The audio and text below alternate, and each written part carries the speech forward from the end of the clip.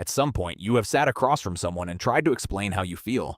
Maybe it was a therapist, maybe it was a friend. Maybe you gave up halfway through because the words didn't come out right, and you went home feeling more alone than when you started.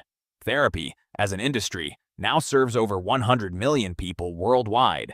Antidepressant prescriptions have tripled in the last 2 decades. Emotional support apps, self-help books, and wellness retreats are a multi-billion-dollar market. We have built an entire civilization dedicated to processing human pain. And it still isn't working. Your ancestors had none of it. No therapists, no journals, no breathing exercises, no medication, and the evidence suggests they were, by nearly every psychological measure that matters, more emotionally resilient than you are. That is not a criticism. It is a question, a serious one. What did they have that you don't? And why, the moment we built the most comfortable, safest, most medically advanced civilization in human history, did we suddenly need to be rescued from our own minds? The answer is not what you expect. Anthropologist Daniel Everett spent decades living with the pirahã people of the Brazilian Amazon. He went in, expecting to find people struggling with the same existential weight that defines modern life. What he found instead was something he couldn't explain at first. The pirahã laughed constantly. They slept when they wanted. They had no creation myths, no concept of an afterlife, and no word for worry. When someone died, they grieved intensely, then they moved on. Completely.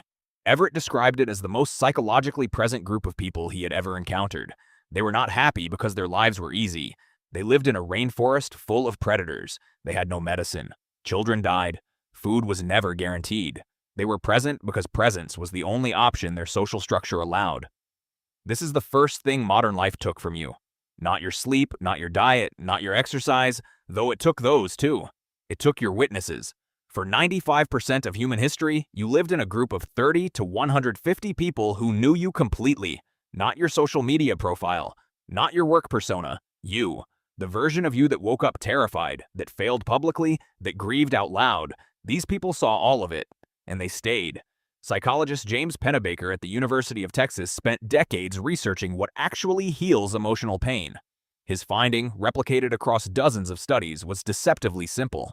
The act of expressing an experience to another person who witnesses it, without trying to fix it, without offering solutions, dramatically reduces the psychological weight of that experience. It lowers cortisol. It reduces rumination. It changes how the memory is stored in the brain. Your ancestors did this automatically, structurally, every single day, not because they understood trauma processing, because there was nowhere else to go. The campfire was the group was the witness, and the witness was what made suffering bearable. Now think about what happens when you are in pain today. You close a door, you stare at a screen, you send a text that says, "I'm fine," when you aren't. You wait until the feeling gets bad enough to schedule an appointment 2 weeks from now. Sit in a room with a stranger and try to compress months of emotion into 50 minutes. The stranger is skilled and well-meaning, but they are a replacement for something that was never supposed to leave. There is a second thing your ancestors had that you don't, and it is harder to name. Psychiatrist Bessel van der Kolk, in his landmark work on trauma, identified something that every successful therapeutic intervention has in common. Whether it is EMDR, somatic therapy, dance movement therapy, or narrative exposure therapy, every approach that actually works involves the body. Movement, rhythm, physical regulation. Hunter-gatherers processed emotion physically as a matter of survival. They walked between 8 and 15 kilometers every single day, not as therapy, as life. When they were afraid, they ran. When they grieved, they danced. When they were angry, they moved through the bush until the body found its own equilibrium.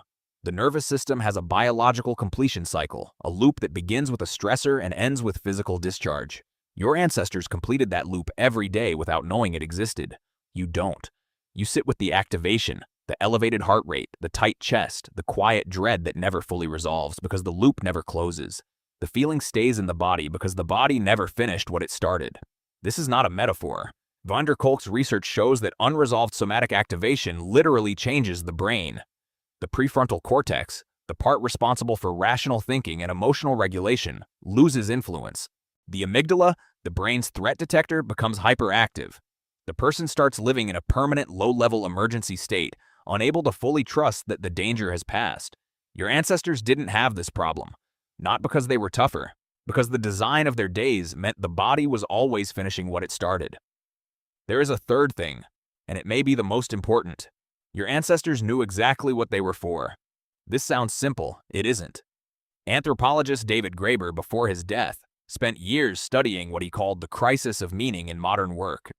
He found that a substantial portion of people in developed economies privately believed their jobs served no real function, that the work they spent most of their waking hours doing did not matter. This belief, even when not consciously acknowledged, produces a specific kind of suffering that no amount of therapy can fully address. Because therapy can help you process how you feel about your life, it cannot give your life a purpose it doesn't already have. Hunter-gatherers didn't suffer from this. Their purpose was written into the day itself. You were needed. The group couldn't function without your specific contribution. The food you found today would feed children tonight. The shelter you helped build would keep someone alive through the cold.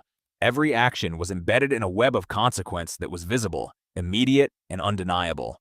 Neuroscientist Robert Sapolsky at Stanford has documented how the brain responds to meaningful effort followed by visible outcome. The dopamine system doesn't just respond to reward. It responds to the sense of progress towards something that matters. When that feedback loop is intact, motivation, mood, and resilience all stabilize. When it breaks down, as it does in modern work, where most effort produces invisible outcomes weeks or months removed from the work itself, the brain slowly stops believing effort is worth making. That is not a character flaw. It is a system responding rationally to broken feedback. Now consider what we do with this. We send the person to therapy. We teach them coping skills. We help them reframe their thoughts about the job that feels meaningless. We make the person more functional inside a system that may genuinely not be worth functioning inside. This is not a criticism of therapists. It is an observation about what therapy can and cannot do. It can help you survive a world that wasn't built for you. It cannot rebuild the world. Your ancestors didn't need therapy because the architecture of their lives did, continuously and without effort, what therapy is now attempting to do in 50-minute sessions once a week. They were witnessed. They were physically complete. They were unambiguously needed. None of this is recoverable by simply trying harder. You cannot manually replicate 200,000 years of social structure through willpower, but you can understand what is missing. And understanding changes something. It changes the question. Instead of asking what is wrong with you, which is the quiet assumption underneath most therapeutic language, you start asking what is wrong with the conditions you are living inside. Everett wrote that the pirahã people were not psychologically resilient because they had trained themselves to be resilient. They were resilient because the structure of their lives left no gap for unwitnessed suffering to accumulate. The pain was real. It was always real. But it moved through them instead of settling into them because the group was always there to receive it. You live in a world where most of your pain accumulates in private, where the emotional weight of a day has nowhere to go except inward, where the body never finishes what the day starts, where the meaning of your work is separated from you by several layers of abstraction, and then when the weight becomes too much, you make an appointment. The appointment helps. It genuinely does. But the deeper question is why you needed one in the first place.